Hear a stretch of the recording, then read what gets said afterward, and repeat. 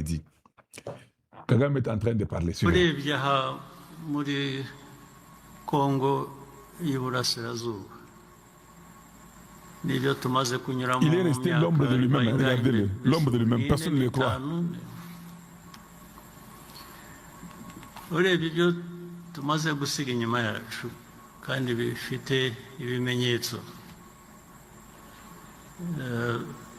bitanga ubuhamya. Erega hano muri Eastern Congo hariya Goma n'ahandi twateraniwe ho n'isi yose. Isi yose yateraniye ku Rwanda. FDLR na biriya bishamikiyeho byose bavuze, Wazalendo ibiki, Abarundi, FARDC,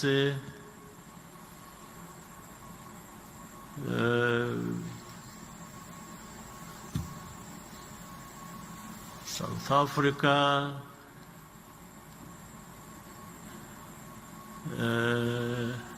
n'abandi nahitamo kwihorera sinigwa mbavuga.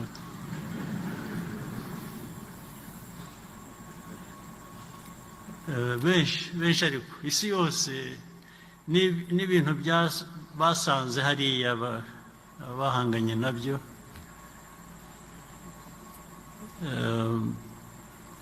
byinshi cyane bikomeye, ubona ko byari byo kurwana n'igihugu, kugihungabanya, kugihindura ko bagishaka, usibye ko banabivugaga noneho umuntu ubundi. Voilà. En fait, Kagame est en train... C'est difficile, hein. En fait, le gars est déjà terminé. Il est étonné. Nous savons ses intentions, c'est de faire du mal à Tshisekedi, de le tuer pour qu'il puisse... Mais il ne sait pas. Même quand il parle, comme c'est dimanche, je vous informe, l'esprit qui parle en lui, là, ce n'est pas lui qui contrôle ça. C'est ce qu'il ne sait pas. Ce qu'il dit que je vais dire là, c'est cet esprit-là qui est le marabout, qui est le CPU, qui est l'unité centrale de l'ordinateur qui décide pour lui. Lui ne sait pas ça. Il parle que de ce que cet esprit-là lui dit. Le gars est en train d'aller vraiment à la dérive. Il est déjà terminé. Il est en train de pleurer. Il dit, vous savez ce qui est arrivé à Goma? Nous sommes battus contre les FARDC, les FDLR, et contre les mercenaires européens, contre les Sud-Africains, et qu'on sort. Nous avons toujours gagné, qu'on sort. Papa, t'en fais pas, nous avons eu les mêmes discours. Maël était venu jusque là-bas à Kigali. Ils ont fait un combat terrible. Ils vous ont battus tous jusqu'à Kigali. Après, c'était devenu une chanson, non? Et qu'est-ce que les Rwandais, c'est? Nous étions battus, hein. Nous étions entrés même jusqu'à Kigali. Moussambo, une chanson. J'ai compris que tu es arrivé au même niveau. Nous avons changé de rôle. Tu es devenu ces Congos-là qui chantaient sans faire. C'est ça que tu es devenu. Papa, tu ne pourras rien faire.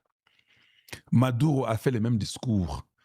Où est Kagame? Et où est Trump? Où est Trump ici? Hey, il va venir me prendre. Où est-ce qu'il est? On l'a pris. Et je veux que l'esprit là t'aide à dire des bêtises.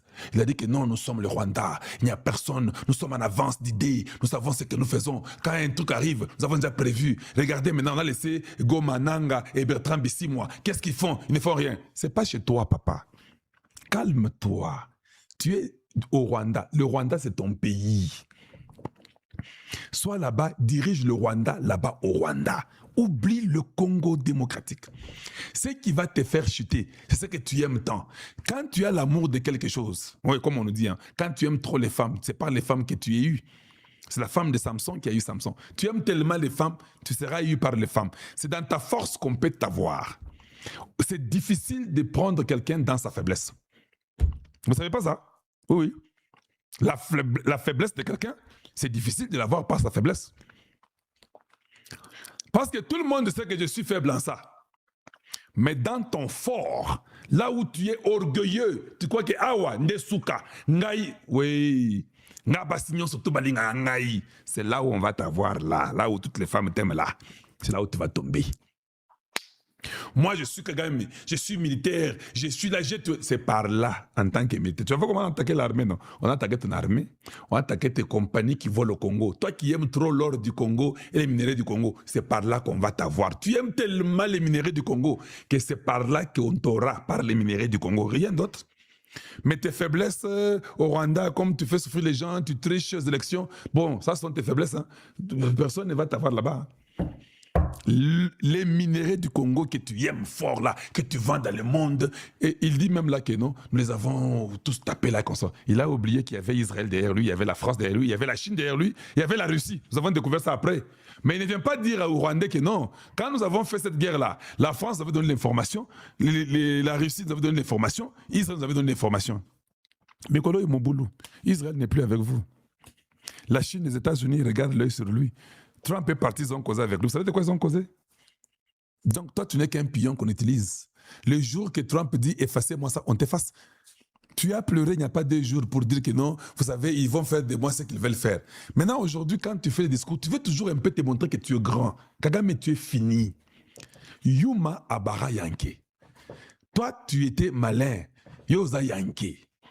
Tshisekedi ne va rien faire, il faisait la pizza, on lui a donné les pouvoirs sur les plateaux. C'est comme si toi, on t'avait donné les pouvoirs sur les montagnes. Oui, c'est étonnant. Quand Dieu vous choisit, votre temps arrive, personne ne peut vous contredire. Les gens peuvent avoir des plans contre vous et penser qu'ils vous auront, ça ne marchera pas, parce que c'est votre temps. C'est comme ça que ça se passe. Kagame aujourd'hui ne parvient pas à comprendre ça. Il ne saisit pas le moment de comprendre que le Congo n'est pas au niveau que lui croit aujourd'hui. Et il doit s'il comprend ça, je crois qu'il fera beaucoup mieux dans tout ce qu'il est en train de faire dans sa vie. Mais il ne comprend pas toujours. Il pense toujours que lui, il est bon, il est meilleur, il fera quelque chose sur le Congo, il va gagner. Non, tu ne vas pas gagner. Tu ne vas pas gagner. Tu vas gagner comment, dis-nous, tu vas gagner dans quel sens? Expliquez-nous un peu. Donc, le Congo est grand et indivisible. Si vous pouvez aimer notre vidéo, partagez notre émission. Votre pays, même Dieu vous assiste. Tu vois, à Taba Masolo, il y a... pourquoi les gens n'ont pas aimé la vidéo sur Facebook? Vous êtes nombreux comme ça, vous n'aimez pas. Qu'est-ce qui ne va pas? Vous avez un problème contre moi ou quoi? Facebook, aimez quand même, non? C'est quoi? Nous parlons des bonnes choses comme ça, vous ne voulez pas aimer. Je ne peux pas crier, ma voix là, mystique, aimez seulement la vidéo, partagez-la, voilà. J'essaie de me contenir comme ça. Voilà, maintenant, quand vous n'aimez pas votre nation, quand vous êtes contre tout ce que les pays font, c'est là où vous aurez des maladies. Hein? C'est-à-dire que vous aurez la tension est bêlée et tu ne seras pas en forme. Tout ce que tu feras ne réussira pas. Il y aura toujours, chaque fois que tu veux faire un truc, ça ne réussit pas toujours. Tu tapes à côté. Vous savez pourquoi? Oui, parce que ton cœur n'est pas bon. Ton cœur est méchant et ton cœur est tellement méchant que Dieu ne va pas t'aider. Ta santé ne sera pas bonne. Tu auras des hormones qui vont pap et tu auras toujours mal. Il faut apprendre à aimer ton pays, à comprendre qu'ici, il y a plus grand que Tshisekedi. Tshisekedi va faire son temps, il va partir. Mobutu a fait son temps, il est parti. Tshisekedi partira aussi. C'est impossible que Tshisekedi soit là pour de bon. Pour de bon comment? Mais tu peux voir quelqu'un qui veut te faire mal, qui veut te dire que non, Tshisekedi va faire milel na milel. Hey, tel Mouluboyo, on oublie que Tshisekedi va faire 100 ans. Tu oublies même qu'il ne pourra pas peut-être faire 100 ans. La probabilité de faire 100 ans sur la terre n'est pas grande. Même s'il fait 100 ans, qui t'a dit qu'il sera au pouvoir pendant 100 ans? Mais il faut penser un peu grand. C'est ça ce que je donne comme conseil. Et ceux qui ne connaissent pas Kalonji, aujourd'hui vous me connaissez. Si c'est votre première fois que vous venez chez nous, essayez de vous abonner chez Kalonji TV. Devenez membre du club Kalonji TV. Je vous demande, Ndouli, merci beaucoup pour les roses. Je vous demande de partager et d'aimer la vidéo. Et rejoignez-nous, aimez le Congo. Si on remplace la Constitution, Tshisekedi peut être là, il profitera certainement d'un ou deux mandats. Un mandat de 12 ans renouvelable. Je fais ça pour vous faire mal. Je sais qu'on n'aura pas un mandat de 12 ans, mais je fais ça pour vous faire mal. Un mandat de 12 ans renouvelable 2 fois. Tu vas t'énerver, dire que non. Comment Tshisekedi est encore président? Papa, si vous avez un président et qu'il y a les choses qui sont en train de s'améliorer pendant qu'il est là, où est le mal? Maintenant, regardons un peu, Tshisekedi a un mandat supplémentaire ou 2 mandats supplémentaires. Qu'est-ce que toi tu vas gagner? C'est comme ça que je veux que vous puissiez réfléchir. Ne réfléchis pas sur ce que Hippolyte Kanambe va gagner, ou ce que Kagame pouvait gagner, ou ce que Nanga ou quoi pouvait gagner. Nanga ne fait que vous tuer. Voilà. Hippolyte Kanambe ne fait que voler votre pays. Il est milliardaire, 30 milliards, mais on a tout confisqué. Hein. Il n'a plus rien, il est pauvre aujourd'hui. Kagame ne veut que les minéraux de chez vous et de garder son pouvoir. Il ne pense même pas aux Rwandais. Quand il meurt, il laisse le Rwanda dans le désordre total. Et puis il s'en va. Ce sont des esprits qui viennent, qui les possèdent. Lui croit qu'il fait bien, mais il ne fait pas bien. Qu'est-ce que Fayulu fait pour toi? Fayulu cherche un poste. Je vous ai dit que prochainement, il va chercher même le poste de ministre du Tourisme. Le tourisme congolais ne peut pas donner à cet homme-là. Moi, je ne trouve pas qu'il mérite d'être ministre du Tourisme. Bateta Bourgmestre, il y a Kinsensu. Azapira Atakuna. Imaginez quelqu'un comme Jean-Marc Abound. Pourquoi il veut qu'on ait un dialogue? Parce qu'il sait qu'il est un inapte intellectuel. Il ne sait pas comment il va s'en sortir. Lui n'est pas d'accord qu'on puisse avoir les universités dans un pays. Il veut qu'on ait les foufous. Comment un intellectuel très malhonnête et inapte, on peut aller s'asseoir avec ces gens-là? Ce sont des gens qui cherchent comment s'en sortir dans leur vie. Ils ne peuvent pas se débrouiller sans passer par des dialogues. De toute façon, je vous ai dit, hein, le dialogue n'est pas constitutionnel au Congo démocratique. Il n'y a pas de constitution qui dit qu'il faut que vous ayez un dialogue et qu'on sort, mettez-vous autour d'une table. Non, nous nous sommes mis autour d'une table beaucoup de temps et ça nous a vraiment détruit, ça nous a vraiment gâché, ça nous a détruit en tout. Chaque fois, les gens se battent, ils tuent les gens, ils violent les femmes, ils prennent les hommes, ils font tout et puis ils reviennent. Ils demandent, asseyons-nous, parlons. Et puis ils s'en vont. Ils violent les femmes, ils tuent les hommes, ils éventrent les femmes, ils sortent les enfants, les bébés. La terreur. Asseyez-vous et mettons-nous autour d'une table encore. On s'assoit et... Non, dis, à un moment donné, on est aussi des Congolais. On ne veut pas aussi cette vie-là. Combien vous croyez être plus grand que nous tous? Pourquoi? Mais si Tshisekedi peut avoir 1 ou 2 mandats de plus, aussi longtemps que tout Congolais qui vient, je ne sais pas, à Kenda Poto, il a changé son nom, je ne sais pas, parce qu'à côté de Angola, à côté de la je ne sais pas, Zambie ou quoi. Nous avons eu la chance de ne pas changer de nom. Hein. Mais si, je vous dis, les gens changent de nom pour des raisons. Mais si cet homme-là, nous vérifions l'identification, il est congolais. Il a un passeport congolais, l'identité congolaise. On vérifie son père, sa mère, son village. On lui donne. Donc, je pose la question. Reconnaître et avoir ce que tu es, ton identité, et que tu sais qu'il fasse encore 10 ans de plus, ou bien tu sais qu'il part demain. Toi, tu ne reconnaîtras jamais rien, tu n'auras jamais ta terre. Qui gagne plus et qui perd moins? Moi, reconnaître que la terre de Tshilenge est à moi, c'est plus que tu sais qui fera 25 ans au pouvoir, 30 ans. Parce que ça, c'est la terre de mes enfants, de mes aïeux. Mes enfants ont droit à cette terre-là. Vous savez quel minerai c'est dans cette terre-là? Vous savez qu'est-ce qu'il y a dedans dans la terre de toutes les tribus du Congo? Toutes les tribus du Congo. Donc, nous aurons toujours un grand bénéfice par rapport à Tshisekedi. Diriger, ce n'est pas facile. Hein. Diriger, ce n'est même pas bon des fois. Vous n'avez même pas de vie privée. Heureusement, copine Moroboya, Kouzoundeini, parce que tout le monde connaît ta vie. Des fois, il faut être loin de ces histoires.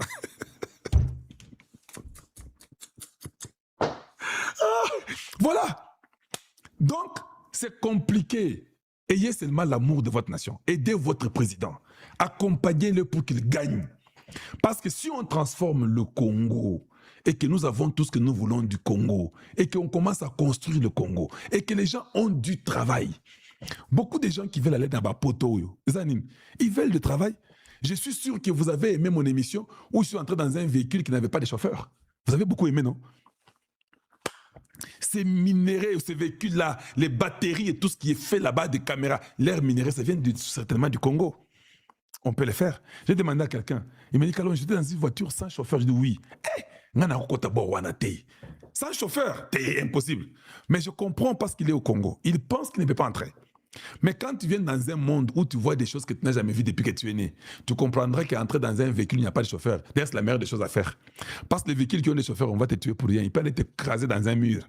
Celui qui n'a pas de chauffeur là, il ne t'écrasera jamais dans un mur. Donc, des fois, je vous montre, pas seulement pour vous montrer, oh, regardez, je suis en Amérique, tout ça. Non, non. Je montre ça pour vous exciter à faire mieux, à devenir grand et à comprendre qu'on peut faire grand. Je peux commencer à filmer. Je voyage tellement comme... Non. Après, Fatih, c'est Moubenga. Et après, lui, c'est moi. Je voyage tellement beaucoup que je peux commencer à vous montrer tout ce que je découvre dans le monde. Mais ce n'est pas toujours ça. Je risque de mettre en vous un esprit de vouloir voyager. C'est ce que je ne veux pas. J'aimerais que vous puissiez construire ça chez nous, dans notre propre pays, connaître tout ce que les autres ont.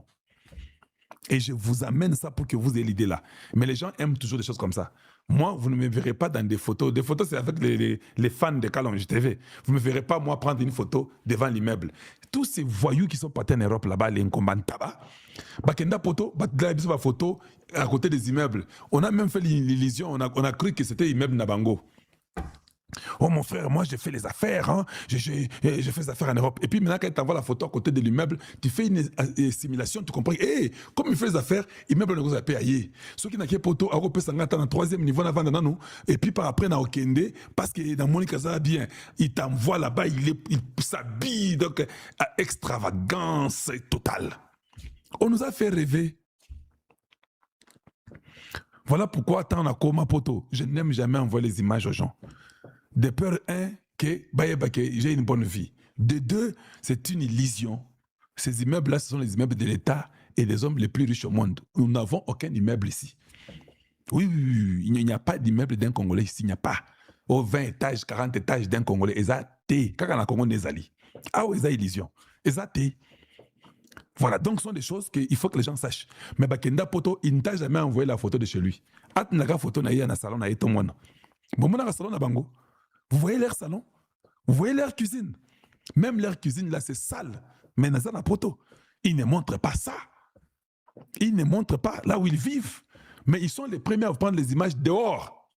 Dans des magasins, dans des bistrots, là-bas. Et puis, ils volent les habits dans des magasins, c'est là que vous voyez. Nous connaissons tous ces... Ici, au Colorado, je suis entré dans un magasin, j'ai vu qu'à la porte, là, on a mis les images des Congolais et des Congolaises. Miibi. Parce que si quand vous volez, les caméras vont vous prendre les images. Hein. Oui, je vous dis, les caméras vont vous prendre les images. Et quand ils vont vous prendre les images, ça sera vu de tout le monde. Merci, mon frère.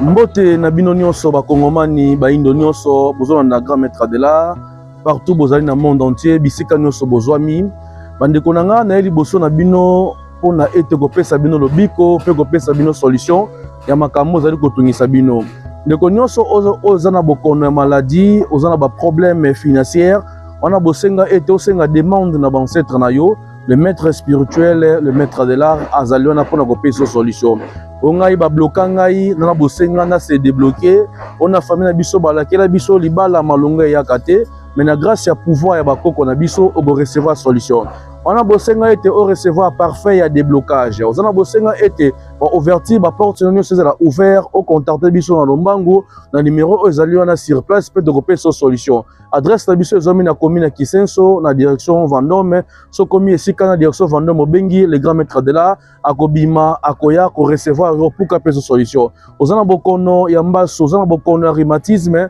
ongai ne loinge na zabo na bota kate na bosenga bakoko na biso basalisa ngai na bosenga na pouvoir ya grand maître de l'art au recevoir solution de konanga mwasi ba blocage ba freinage ba retour d'affection ozanga na bosenga na pouvoir on azana yango de konanga mwasi pe ogo recevoir lobiko na makambo nyonso ozali kotungisa yo bisika nyonso zwami ozali banda ya mboka wana bosenga ya protection ya fonction du travail na yo wana bosenga nomination du travail ba sécuriser makambo na yo ba protéger ba faire na yo ongai na zana boîte de nuit vente ya malongo ezalité mais na pouvoir ba koko na biso pe na nguya le grand maître de la zanango akopesa solution ya onyo sozala na bosenga na pesi bino matondo mingi na bino nyonso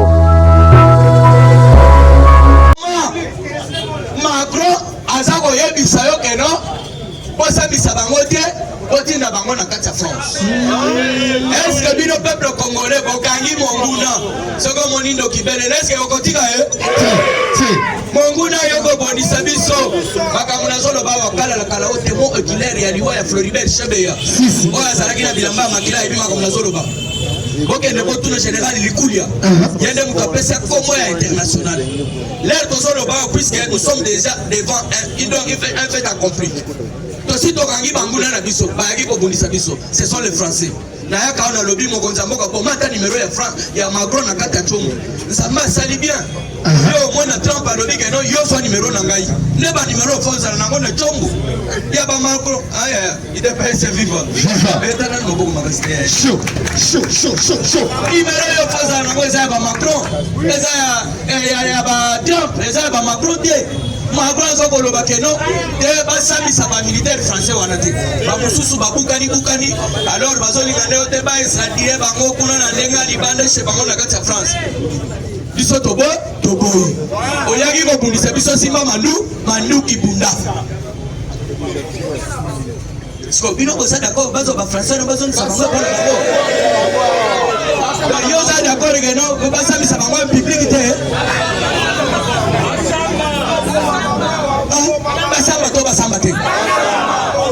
basamba te soko oza d'accord ya basamba tongona liboko bakamera no batala bamona ke no oza d'accord kanga ba ekomi nini mboka na biso ingérence kiliki tokangi bato baza bato baye koviole bamama baye koboma bato ekomi ke no Macron nani oyo mboka Macron epoke wana ezalaki ya bamobu ya balumumba oyo peuple bazalaki flou oyo pena ya biso tofongoli biso na cité na changer chapitre na lobi lelo na koloba trop te ah eza dossier nani conseil national de jeunesse soki c'est nani CJR soki nini wana mwana mobali wana obache kuna soki club de nani mbuyu wana alali moment wende il faut ba manifestation esalama ya keno tozo changer constitution kubanga basango wana te baza eloko te biloko atongo déjà très fâché il faut qu'on landa lokolo ya Mobutu si Mobutu abana komona oposa moko socha ye mwa ba koka jam ale zana na boloko nyango mais ba oyo basango oyo shole matama lokolo mutu abetaka trompette atele makeno soki bo changer constitution nani mboke kokabona eza nani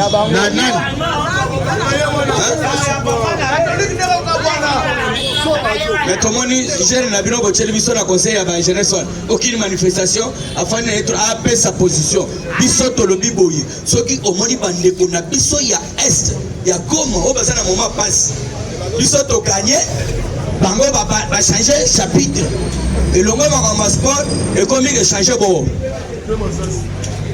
tokobetela bango maboko te bandeko Goma basango population eke ko visiter bango balengi bakomi kokosela l'hypocrite eza organisé wana l'hypocrite peuple congolais nde balakisi bino yo keba ebongo na Kasai central bakangi ba porte mutu akota te bino basango bo respecter te modor de utina Kinshasa ezalaki l'hypocrite population et ça chercher cette fois-ci qu'on a la gâté moi na yo le 8 pour tous les 8 nazo kamo soki ba kosala yango c'est sanga linga kabi mama oyo kite bien parler kala bala c'est un match de 5 millions que non PC qui prend courage oui aboya na liste na yo te o babi misabaka ngo basala tambo ya kiango te na loba ki yo pesa ka équipe pour courage yo monite équipe wana le tozalaki na Colombie balinga ba sango tolinga tobeta bango 4 bi ya kosakana te sisi nakosi c'est kala bala ma départ équipe oyo ebetaki wana dans quelques minutes toktie 3 bi soki tokutana eka na Portugal wana po Portugal to bisa bango beta bale ote komona nga Cristiano beta nde bale babandini susu kolengisa nga ya président omoni teke o kobimina nani Angleterre na bipola sani Angleterre eza komba mboka lokola Congo mais oui na kobanga nini eza oyo Angleterre oyo eza Congo tokobetana oyo eza makasi aboma moninga natikali nazongisenga abu défense ya mboka ezali liga moko lelo eza bitumba mibali alors pendant que cité voilà renforcement de la sécurité bientôt le déploiement de 720 policiers nouvellement formés bientôt déploiement pour déployer un service national donc déployer les sous 700 et quelques ongai Martin Fayulu nazo sala marche ongai Delice Sanga yo zo bima libande mais ozana lisasi na mutu ero yo zo kota avion il fallait que ça n'attende 2 mois na kati ya Congo ba tonga yo voilà conflit dans l'est de la République démocratique du Congo les États-Unis donc d'Amérique Menace Kinshasa et Kigali. Balobi Kigali est mon côté. Menace Kinshasa et Kigali. Des nouvelles sanctions pour non-respect des accords de paix. Naïté. Zalaki Mikolowana. Moussa Toulos a contacté le Conseil de sécurité de l'ONU. Apesi Zali éclaircissement. Alors, aux États-Unis, tout le monde dit que Rwanda a un état à Kobimate. Jusqu'à là, tu peux l'ultimatum, dit jusque le 15. Mais attends, tout mon côté, à sa volonté à Kobima. Alors, aux États-Unis à Kosala, le Kola Basala qui Maduru, est-ce que mon aki Moutantolema qui a Kolo Alobaki? Les balobi entre les deux pays, pour les non-respect, la Conseil de sécurité de l'ONU. Alors, Yeba Yango Liloyo. Naïbsaki Binoba, papa, maman. Et ça dossier à manque. Et ça dossier à manque. Yo yako koiba manga na République démocratique du Congo keko teka. États-Unis à lobby na kosomba manga na yo na kosomba peo ya ye. Alors ngonge koki bukela na manga na somba. Bakokoma côté à Rwanda boye manga ezate le eloko yangwana. Bakoma na Congo manga yangwana. Et puis nazo sepele na frappe ezoleka. Avant tous les États-Unis, il faut dans le tobet à bango frappe ya kusakanate. Il est pas vivant. Là pour que vous citez, pour l'instant ce micro est pas modérateur. Boye bayango, yami balé et nani awa omoni assainissement ya ville à Kinshasa. Makambo tozo kende na yango ezali makambo gumba lobaki. Pour peut-être que mususu baza ko comprendre te. Donc on condamne Daniel Bumba na kozanga koyeba. Na koyeba te. Azali numéro 1. Lelo bazui assainissement, bazui makambo ya sécurité ba pesango kasongo kabwik. Et ça pamba te. Bona koka donc kokokisa. Oyo Bumba alobaki puisque yemo ka nga kokate na ville province. Si. Toza batu. Toza la sincère. Chatini Bubila asali erreur grave. Azui zandu oyo. A cause qui mokonzi akotonga zandu ya autant de place kaka tala sikoyo place tozana zandu nyonso to koloba lisusu ke zandu mubumba nde mutu atongi yango te awa sikoyo nazokende na makambo ya bamama nazorepetango lelo lisusu bazobengana bamama na ba avenue parler na bakato banini tout ça et ça question ya bumba te gouvernement ezalaki censé quand le président de la République parle bino il faut bosala le peuple congolais zandu na lombango que base à la Nanouana, bateka kati jusqu'à ce que non, mokonzi a inauguré ville nani Otosali Kobenga marché central. Bien parler Kalabala. Zali Mouké et Kokokapé Batouté. Alors tout comprendre, faut pas négliger les vôtres. Si. Lelo, Tosana Bino, Makamo Wanda Kolobana biso pas bato pe perdre. Donc vous se faut corriger bango. To corriger bango na banana bato pe perdre. Oyo bayeko sanza lelo que non tozalaki ko travailler pour na Rwanda. Muzito ministre ya finance azoba que na badok et ne pesa rapport et pas Kagame. A témoigner. Ba wivini mo le kasoki ba nani na bino wana nani? Chao Kitundu abimi na kwasa. Écoutez ce que je dois vous dire. Le pays était rwandalisé. Nazo cité awo. Obanda koyoka likamuna banda kolobate.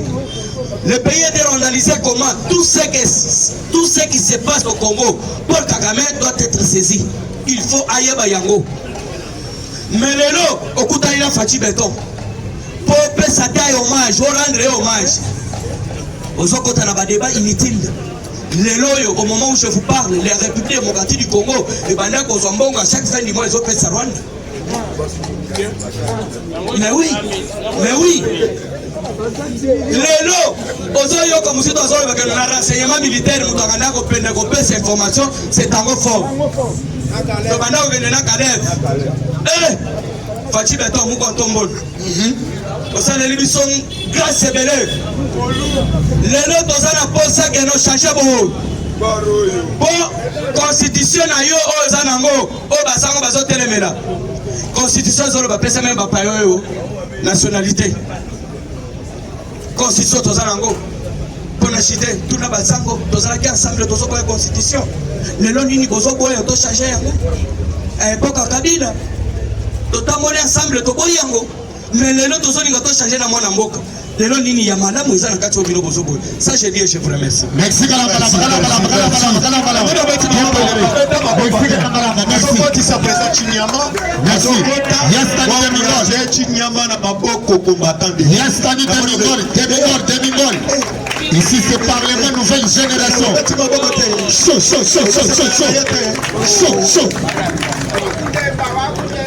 Azobenga Chinyama l'infinitif sans corriger. Il devait se vivre. Merci. Chers compagnons d'élite, le lenge tozo solo la nabilo Kagame azana matanga. Mwebi ke Kagame azana matanga. Il devait se vivre. Il devait se vivre. Yaya yoko zong sa vivre na micro te. Bande ko bazolo bata. Il devait se vivre. Parce que era zolo ba vivre na micro zo bi mamakasi ba infiltrer baza ebelé ba vande ko bazota. Il devait se vivre. Chers compagnons d'élite, Paul Kagame et le Lenge Tozali Kosolo Lanabino, Kagame a un dossier. Parce que les Américains ont compris quelque chose. Les Américains vont comprendre que nous avons suspendu Kagame pour suspendre Batunaye, mais c'est comme si Kagame a sali système ya Kabila, et ça système na bango. Basali ba société privée. Oh non, société eza mututel. Biloko nyonso na Kagame continue toujours à vivre derrière la société. Donc moni ba américain ba telemi ba bandi kopesa ma sanction na ba société privée na kati ya Rwanda. Et il y a des gens qui se posent des questions pourquoi ba sanctionner ici il y a raffinerie ya or ya Rwanda. Pas pour rien ba biloko nyonso eza Kagame mais abatami sima ya bakolo biloko wana. Les Américains ont compris ça. Parce que les Américains balingi ba kelena Kagame tina suka. Il ne peut se vivre. Il ne peut se vivre. Et les gens se posent aussi des questions. Au moni bitumba otobundi na Rubaya, otobundi na Minembwe. Ezali plan ya Américain. Ezali plan ya Américain. Il ne peut se vivre. Et de l'autre côté aussi à Kinshasa. Au moins, peut-être les gens se posent des questions. Est-ce que vous voyez que tu portais si Kagame plainte officiellement? Tu portais au Rwanda plainte dans la Cour pénale internationale officiellement. Et puis tourner à l'ONU. Et Batubazali Komituna Mituna. Pourquoi depuis Kalanyon Sana Tshisekedi a Kotaki na pouvoir? Non. Tshisekedi a l'ingénieur qui a porté Kagame plainte tant que Kagame a Zagina Bakou est belé derrière. Parce que plainte dans l'ingénieur qui est salé dans le côté. Et tu sentis que Kagame si on a minute tu pas prévenir tu dépouiller ba charge nyonso o ezalaki simanaï. C'est comme ça que au moni notre ministre de la justice na porte-parole du gouvernement Patrick Mouyaya lobby ba kenaki ko déposer siko plainte ya République démocratique du Congo contre Paul Kagame. Si. Est-ce que vous remettez la maman? Bien parlé. Il ne peut se vivre. Il ne peut se vivre. Na kati ya plainte ba porter contre Paul Kagame, il y a un motif oyo ba fundeli. D'abord, ko violer batu na Congo, ko boma na Congo, ko piller minerai ya Congo. Et tout ça, pour funda bolo ba ngobo, il faut avoir des preuves. Et maintenant, comme la République démocratique du Congo a rassemblé ma preuve nyonso, no moni a qu'est-ce qu'on comporte. D'ici là, beaucoup de Kagame na CPI, bazo samana République démocratique du Congo. Il ne peut se vivre. Il ne peut se vivre. Mais c'est ça Ngalinga qui abîme. Pourquoi c'est ça Ngabimité? Babotolier passeport. Baébissé, ceux qui les lundi, ceux qui lobby, il faut répondre à la Cour de cassation. Il ne peut se vivre. Oui, il y a marche dans Bango Basalaki. Balobaki ke Batu Bakufi. Balobaki ke Batu Basoki. Balobaki ke Baleve Batu. Justice non, il y a des enquêtes après les enquêtes, vous voyez bien que Batu Bakukangaba. Et Batouana Balobaki Bakukanga Mesayo Nangati. Isa Batouana. Et Herba Bandaki Kosala Bilokwana, vous voyez pourquoi Bazo Salaba Action. Et réunion à Bangwe Salama, ou Salama na Kenya. Au Kabila Salisa na Kenya, au Bagenda, au Sala mouvement na Bangosoki. Nini? Ça va les Congo. Il ne peut se vivre. Il ne peut se vivre. Oyebi Batouana, Herba Sali mouvement na Bango, Bakaboun. basesanga bafayulu banani bango tu il faut basala kuna mais bayaki kosala plan babi soki boyebi no nyonso awa na Congo bakokanga bino on n'aura pas les gens sur terrain o bakobanda ko exécuter ba action na biso il faut bino botikala bosala semblant comme si vous n'êtes pas avec nous nebo banda ko exécuter ba action na biso sur terrain mais na kati ya makambo na bango bazosala ils ont compris que kokende na palais de la nation ça ne sera pas facile parce que kokende na palais de la nation c'est comme si vous avez le coup d'état il est pas vivant c'est un coup d'état et le garde républicain va s'enchanter la vie. Leur problème c'est quoi? Le problème na bango c'est que batou bakufa au bazwa ba biloko na bato bakufa majwana balati ça la chef de l'état. Il est pas vivant. Il est pas vivant. Yaya Totika. Il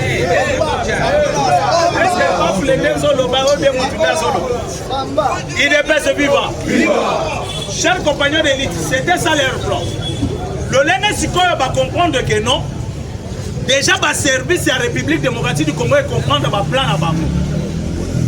Ils ont monté un plan. Leur plan, c'est parmi le leader au Bango Bazali. Il faut leader Moko Koufa. Il est pas vivant. Il est pas vivant. Le service de renseignement au Tozanango. Bakeko soit appel na bango basale réunion moko en groupe. Katumbi, Kaboum et consort. Donc Batumi Balende Bazalaki na kati réunion déjà c'est sanga na payu. Il est pas vivant. Basale réunion na bango na kati réunion basu ba décision ni. Balobi bazobi. Pour pas éviter que bakokoma na palais de la nation. Maintenant c'est là. Il faut passer à eloko ya Dieu. Pourquoi il y a des leaders qui ont mis et ils ont ciblé Fayou. Parmi nous, nous avons complété ce Fayou. Il fallait que ma Fayou dans Zela, tout le temps Massassi. Ce qui a Koufi, Tokozosko Berana, Tolatissa Monatiseke. Tu l'as vu que non, au moment où tu serais dans la salle de abonné Fayou. Il n'est pas vivant. Il n'est pas vivant. Il y a tout qui a dit.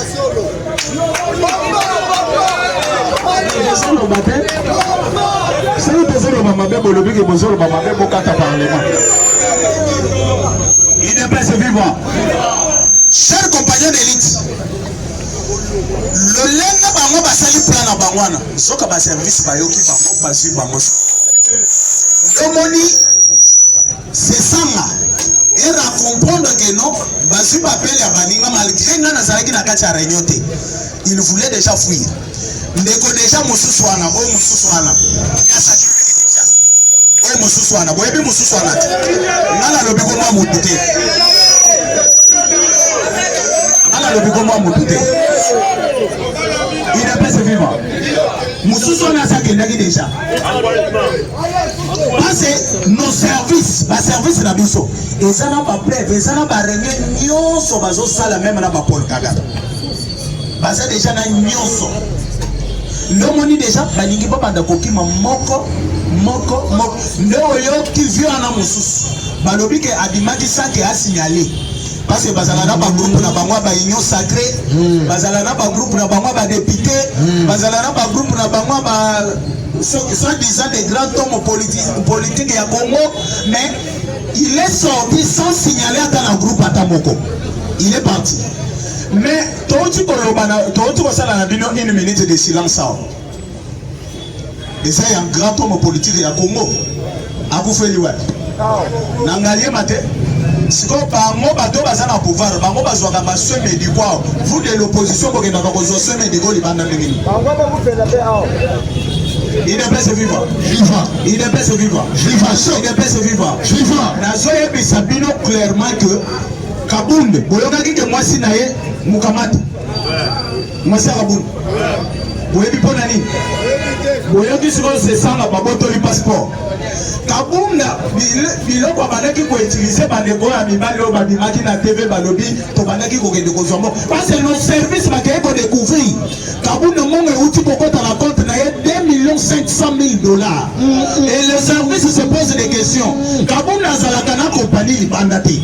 azalaka na faire moko asalaka libanda ya Congo te mais $2,500,000 euti wapi baza na kati ya kolandela batrace ya mbongo wana si baza na kati ya kolandela batrace ya mbongo wana bayeba bisika euti selon les informations mbongo wana euti na ngambo ya Rwanda et pas Paul Kagame nemoko batinaki mpo na action ya koboma un leader politique awa na jour na bango ya le 8 parce que le 8 ana bazalinga basala eloko wana pwani bayebi que dernière date oyo les États-Unis apesi c'est le 15 mais avant le 15 il faut basala eloko moko boye boucher monde baya tokoyamba bango UDPS vivant UDPS vivant baso comprendre que bamoni malgré tout ce que bazali na kati ya kosa nayebisaka bino awa nayebisa bino le chef de l'État a été élu à 73%.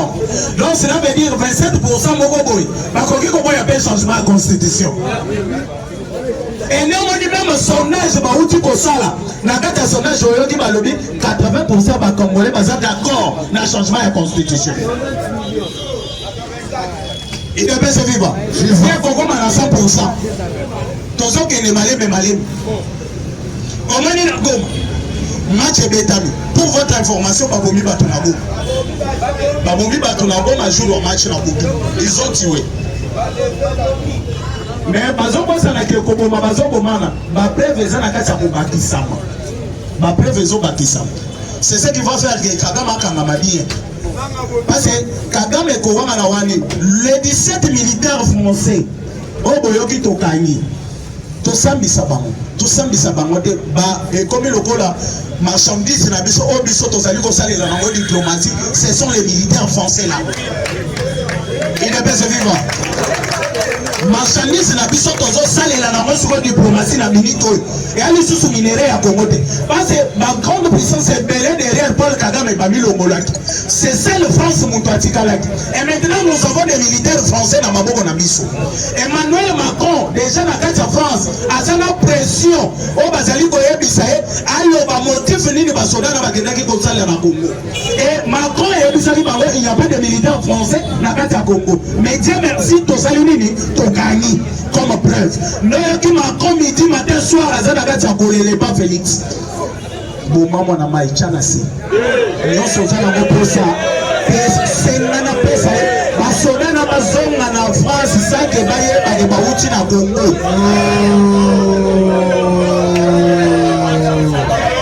Est-ce que vous savez que la grande puissance à ceux qui bakangi basoda na sol étranger sans motif et ça déjà une infraction grave. Est-ce que vous le savez? C'est ce que la France est en train de craindre. Aux hommes on a herbe américain bakeye koboma Oussama Ben Laden. Herbe avion na bango ezwi pane ekweyi. Eloko nini omonaka bato bazali na kati ya sala bango nyonso babangi. Parce que ceux qui bazwi kaka soldat américain moko na sol étranger. Bakotuna bino d'ailleurs mokotagawa par quelle permission? Nana pesa ki bino ordre ya kokota. Déjà nous avons des militaires français autocani na mabele ya Congo. Tobangaki koloba depuis kala que derrière les Rwanda, c'est la France. France azolo bangaite. Et bon kaka kimia, bosali sa dialogue, et bosala boy, ne faut pas toucher à la constitution. Tozo comprendre que non, mutu tozo bundana ce n'est pas les Rwanda.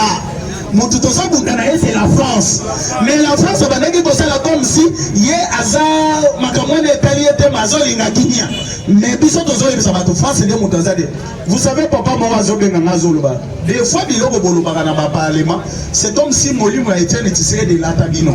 Boloba makambo bato muso balobi est-ce que bano bazamaye? Tala ba buso ba bazolo. Mais avec l'État, bato bayaka kopesa bino raison.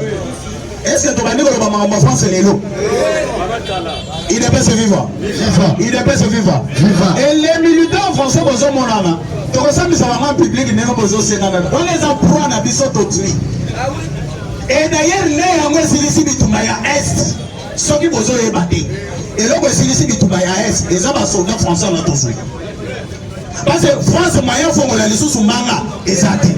Moyen ça la licence sous commentaire dans Magamba Congo, exacté. Bon, là, la Poutine a émis sa cabine hier depuis Kala. Laissez les Africains vivre en paix. Si on va encore attendre le nom de la France, si tu es un pays africain, ma grande puissance de Rosangana contre toi la France.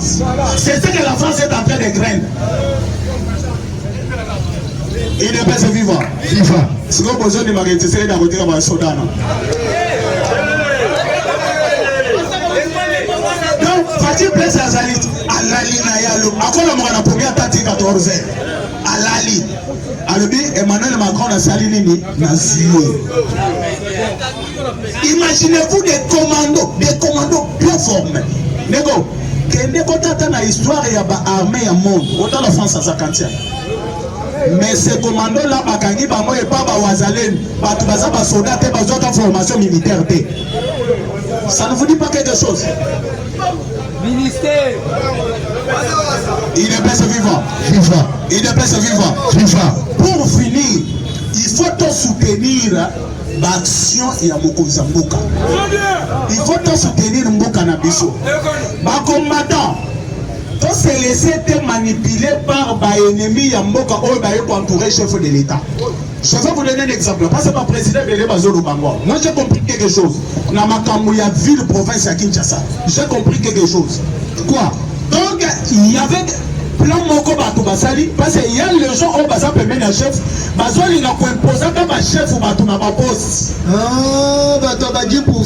Bazoli n'a pas imposé. Balima qui bazalana contrôle la ville, province à Kinshasa. Comme Batsé Posa Bacha Daniel Bumba. Ils ont bloqué Daniel Bumba dans Bamagambe Belé. Pour Abima incompétent. Balongolaye. Bamoma Zamoutouna. Bamoma Salanini. Bazomi ça. Baba n'a pas contrôlé la ville, province à Kinshasa.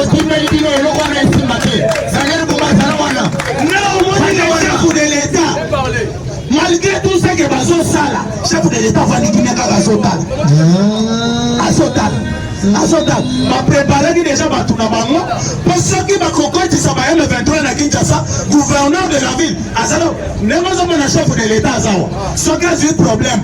Moutali Bosso m'a interpellé d'abord c'est le gouverneur de la ville. Oui, le chef de l'État dans la ville est naïe. Exactement. Mais Bango souvent Bamoni Daniel Bumba a Kangi Bango Batrou. Batali Babino Bumba salubrité. Quelqu'un qui est gouverneur de la ville a commis lettre pour un bon à salubrité de pas un gouverneur à 2000 fois ça a été. Mais aux heures que Baton a non, ville les gens salité. Bumba doit saler le côté, ville les gens salité. Tika Bumba. Il est pas vivant. Il y a un autre salut qu'on a chef de l'État. A Tika Bumba Salamini.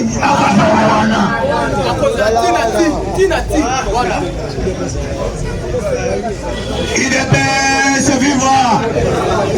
UDPS vivant. Chers compagnons d'élite, il faut totika ceux qui chef de l'État appellent ce poste. Aïe bien le oiseau sala. Il y a un oiseau bêta dame aïe bien qu'on classe ma pion aïe. Au comment on a peut-être pion qu'on est égali 10 côté azana 4 mais 4 ans il est 10 unions sur Akuna. Parce que il y a un zobé. Bah toi n'ayons sauté pour comprendre que tout le monde va appeler les chefs de l'État sont des coopérants politiques. Bazoli nga Félix c'était Bazoli aga ke bana biso bino ba président boloba Bumba zo sala ile côté tel ministre zo sala ile côté tel pour ba moni ke ministre ana za ya bango ta zo bloquer bango azo sala vision ya chef de l'État ne Bazoli siko e bana biso to betaka elle to zo beta bango bavandi ba bisengo to zi bango mais cette fois-ci boko zo biso je vous remercie. Merci.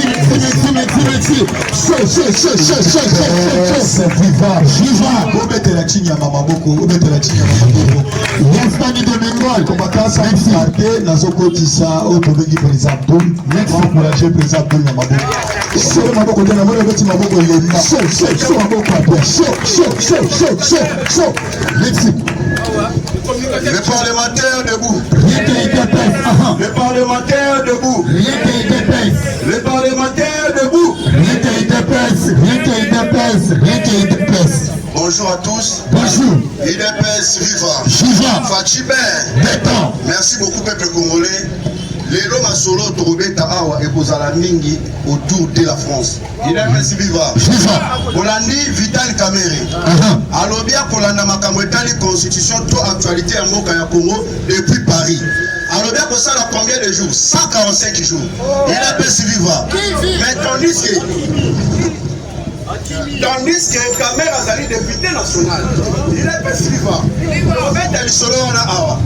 Aussi, la zone ministère la révélation encore place nationale Vandi, na lobby Peter Chirimi ya Milimbi Sangai. Il a pas vivre. Viva. Ici là vous allez les Kelibino hein. Tobena Peter Chirimi ya Miaza traite non, n'est-ce pas? Il a pas vivre. Viva. Tobeta maboko ne baboma non. Il a pas vivre. Viva. Mais est-ce qu'il y a solo Peter Chirimi ya Miaza traite? Tosi Tosilika chef de l'État Moutaza traite babomie papa wazalendo. Nengeni honoré en étant héros. Vous savez pas ça kokunda madame, il a pas vivre. Viva.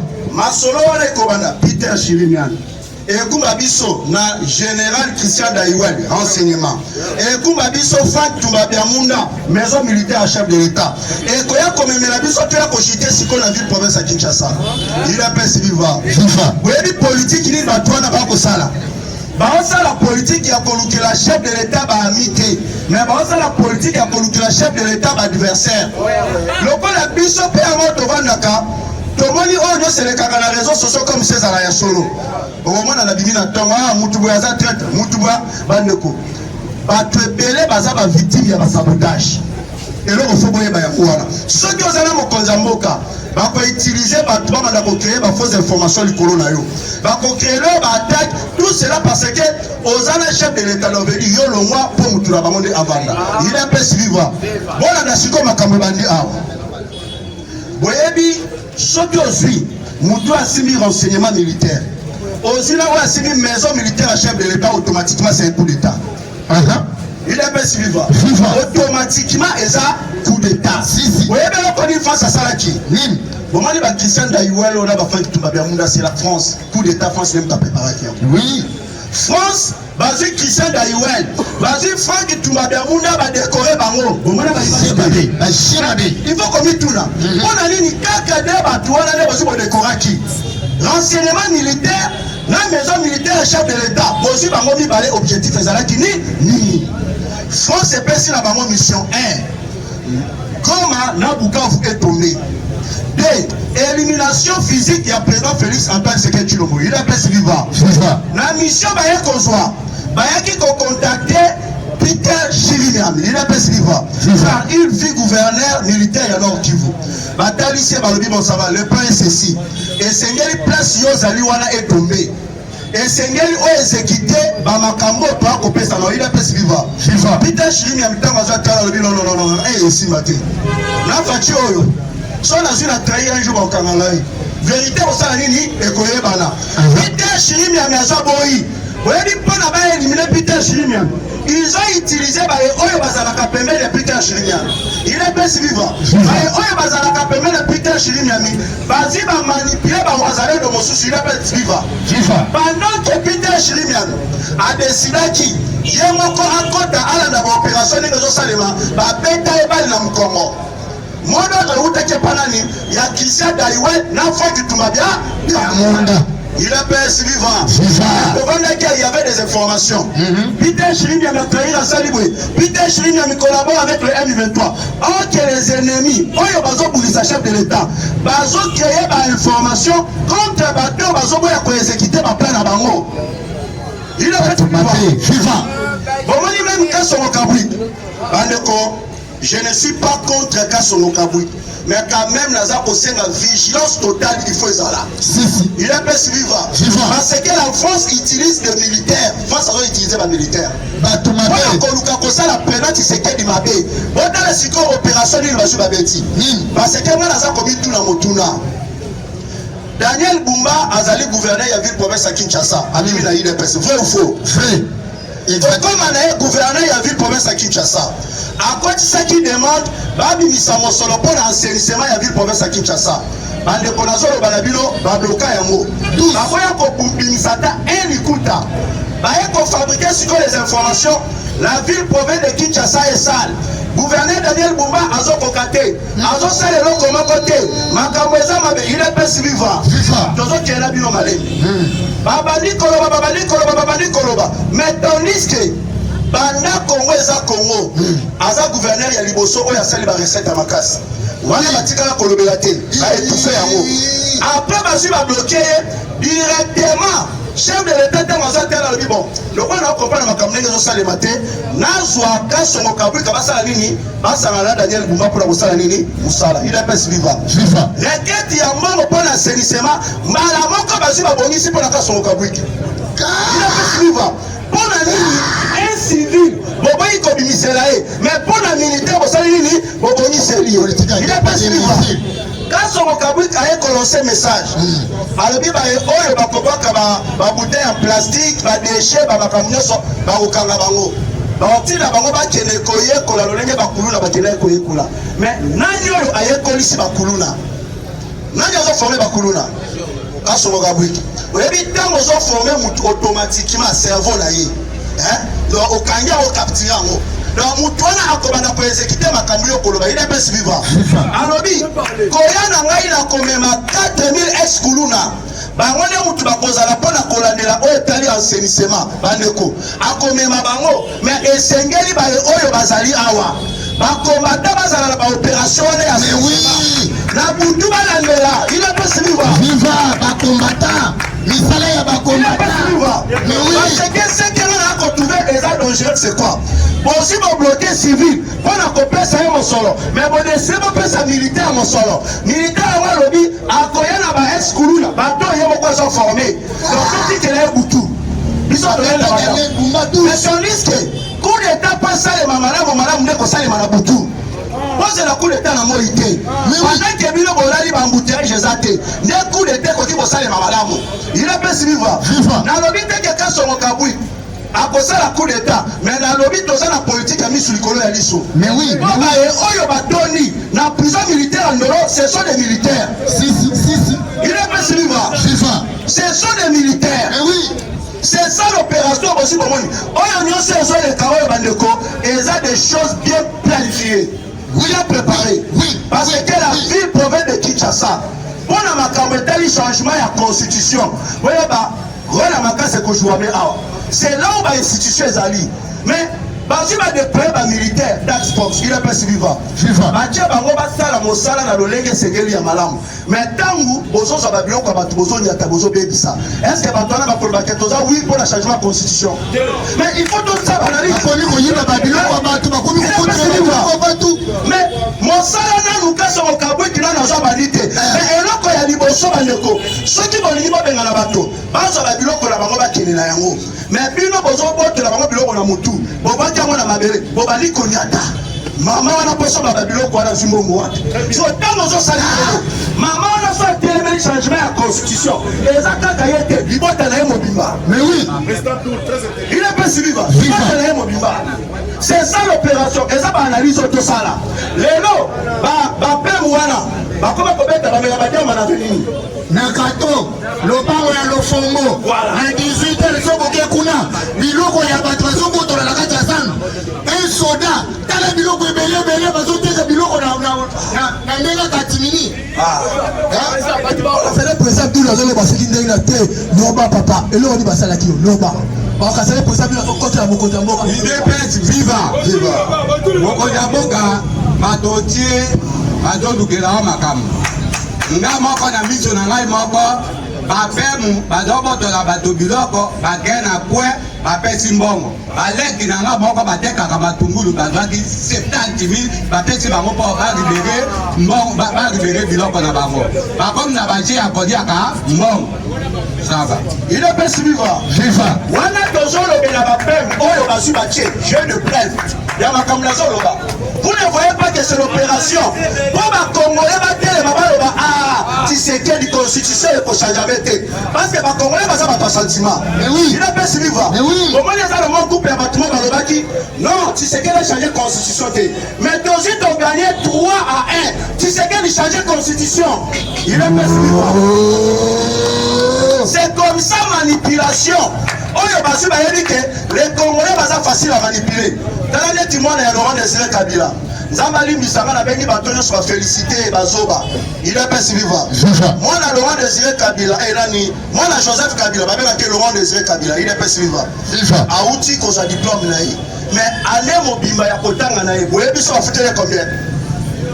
$200 000. $200 $200 pour aller mobimane na zotani. Kabila ayana babuta caoutchouc. Atiki ba hôpital te ba congolais bazomona passe pour la sociale. Mais aucun conflit de la mona $200,000 moi na januar. Salaire na ancien président Zalaki combien pour foutre la mona na $200,000 pour aller mobimba. Mais on a beaucoup papa comment bazobeta maboko azui diplôme ceci cela. Ba congolais toza facile à manipuler. Il est pas suivant. Moi c'est qu'on a dossier vital quand même. Otala makamu France azo sali. Oui, la politique, ce sont les intérêts qui comptent. Il a pas si vivant. Aux ennemis, mais si on a dit que nous avons posé un intérêt, nous avons la capacité à livrer un toyo, il a pas si vivant. Kamer est le chef de l'État. Bakabwana qui déjà à l'époque où Kamer fut président de l'Assemblée nationale. Si. Il y a un moment qui est monsieur en question. Abanek le chef de l'État a intervenu. N'ayeloko ya benga qui humiliation. N'alolenge ba planifier qui va quoi isaïe. Chef de l'État tombe la table sa primo côté. Bonjour n'a pas la ligne. Vous avez le cas se rappeler. Kamer le président de l'Assemblée nationale a zobé tabava il vient en France. Il est pas vivant. On a eu même en parler ici Tolobi. Et c'est quel bâtard la caméra est malade. Batou a zobé dans la France, et ça va tout en normalité. Tandis que la France, basée la Sima ya Rwanda. Tandis que la France, basée contre le chef de l'État. Caméra a comme la France. Tête à tête, le président français Emmanuel Macron. Azolo Emmanuel Macron, oui. Madame Moutoula Rosala, candidat vraiment favorable aux élections présidentielles. Nazo senga na binobo soutenir ngai. Tshisekedi alongwa tala Tshisekedi asali ba accord na ba américain donc bino France boza ko bénéficier na eloko te. Soki na komi président na Congo, ngai Kamere na kokata ela ya États-Unis na Congo, na kosala ba accord na bino po bino boza ne ba premier bénéficiaire. Il a pas suivi quoi. Pendant que Kamere azolo bana makobongo koto yo to utaki na kosala ba accord na ba américain. So Macron tali ya lobino et sengeli na ngala luke pati sekedi apesa biso atape pa biso peto bénéficier. Il est pas suivant. Kamere tanga zolo ba makabazolo ba OK makoba na ko enregistrer. Ok, Macron va dire que ça lui, qu'on enregistre la caméra, n'est zali kolou la fauteuil à chef de l'État. Na souka ya masolo na bango. Macron a eu téléphone à Bimisi à Tineli pour dire que Nini ba audio wana. Et comme il a téléphone à mon konzamuka. Maintenant si c'est que la joie Bimisi, à côté bandi koyoka mongongo ya caméra, comment caméra zoloba, la France est soutenue pour la Colombie Tshisekedi na pouvoir. France et ça la nuance au pouvoir de la Tshisekedi na pouvoir, yé caméra ko ça na ba accord na France akata ela ya ba américain na Congo. Mon konzamuka tanga zo yo kinyoso. Le on a bien fait à la peine à ndenge na ya sala makambo, azu ba audio wana aboteli caméra. Il a passé. Bah audio est comme pas vital caméra. Caméra za kota moni Tshisekedi na tinele ba audio Tshisekedi na lobini. Akota boye caméra bani ko miyoka yemugo. Makabazolo bana makota caméra bani ko yoka. Caméra doit vertige à quatre voyages. Il a son awa. N'est possible de aluka plusieurs fois. À côté de la police, c'est que chef de l'État voyait que la caméra. Chef de l'État, il n'est pas si vivant. N'est pas qui commande la bimisa qui binu le babi. Moutazo qui ne peut collaborer en France pour la Colombie, c'est que le pouvoir.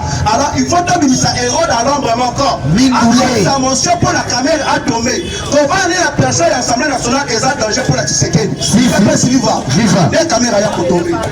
Mais ça m'a temps. Abi peut-être Tshisekedi a compris qu'on lui a tant souka pas aider ngai. Mais Fati beto kino souka a tiré ko aider caméra. Les bonjour pour la caméra tombe. Il est pas suivant. La conférence de presse au chef de l'État Salaka devant la presse. Mon condamné quand a touché le dossier. Alors biboui. Ce qui peuple va s'engager un troisième mandat. La Félix Moïna Boye la bango eza. Aussi il faut donc changer la constitution. Boye va épeler, je dis bien épeler au bazar la 4e sacrée. Basilika qui. Il a pas suivant. Épeler au bazar la 4e sacrée. Basiliki pour la 3e mandat chef de l'État. Là la zone va devant être loïqué. Y compris la Jean-Pierre Bemba Basiliki. Là vous allez voir la différence. Jean-Pierre Bemba Gomba zone de la révision constitutionnelle. biso tozolobela changement de la constitution batunia na top Congo balobi mais Kabuya azolobela changement de la constitution tozolobela révision constitutionnelle wana etali Kabuya etali na ite il est suivant automatiquement etali silini aza contre changement de la constitution parce que Bemba pe aza ko envisager akoma président na Congo aza ezalaka pe batunia belé il est suivant bango bakipaka acheter yata mona comme na nonakata olukaka diriger il est suivant bomoni na kati ya union sacrée eza na ebele basepeli te na troisième mandat chef de l'état et Jean-Pierre Bemba Gombo azali na kati ya présidium ya union sacrée oke le vérifier so baréunion ke dans les sources akela so baréunion te il est suivant makambo ya constitution bosi bomoni oyo yango je viens passer à lobby Tshisekedi yeba soki o changer constitution ya Congo te okei otiki biso la constitution o yeba histoire ekokangaka ke yo oza traite de trahir nation abi yeba ka histoire Tshisekedi atrahira mboka ya Congo il est pas suivant Fatima au moment où je vous parle bandeko makambo ekomi na dimension mosusu tobeta lisolo ya palais de la nation bandeko. Est-ce que parler de la nation est sécurisé par la police? Si. Parler du peuple est sécurisé par la police. Il y a la différence entre parler du peuple et parler de la nation. Parler de la nation, parce que tous les domaines présidentiels sont sécurisés par la garde républicaine. Bango bazalaka l'instruction ezali sekobe mokoka. Soki bango ne voulu pas. Ya bato bazala kati ya Korea. Donc bango bazo maîtriser bango te. Bazalaka na autorisation ya ko neutraliser bango. Si. Il est pas suivant. Tant que vous avez opposition, balobi to kotele kochiter na parler de la nation. Objectif na bango eza ni. Il faut remettre tout là. Et si ces gens-là pensent que Baké n'a rien à parler de la nation et que Bachir, Babonnet Tamisatou, Atassé, et que la communauté internationale de Côte de la Barosa Lukuta, ça se fait dans le pays Nyoso. Le domaine présidentiel va la Canaro va jeter. Il a pas suivi la communauté internationale et que ça l'intervention, on a la psycho les plans. 5 ans. Katumbi, Kabuti, Basu Basali Réunion. Kabila, Bazalaka na confiance à Yana ya Fayoulou. Comment il Fayoulou? Balinga ba utiliser moi pour na moi quelqu'un bateau. Ngulu. Mais à faire la confiance na Fayoulou bandeko ezalakate. So batali na tuana balobila. Et l'on connaît tokoki kosala pour na to créer guerre civile. Et l'on bazolo keza guerre civile. Bota mona mitu na bino. Bazolo ka guerre civile. Aller de la nation. Bamakila ya bato il est pas civil. Batali siko ba paramètre balobi. Pour la taux de déclencher guerre civile, il faut tout ça l'année. Barabi, bon, ça va, on doit sacrifier Martin Fayou. On doit sacrifier Martin Fayou. Et les alliés vont servir d'intelligence à mon cannabiso. Et accepter ma Camorana. Ils ont planifié pour éliminer Martin Fayou au Kolowana pour pas déclencher une guerre civile.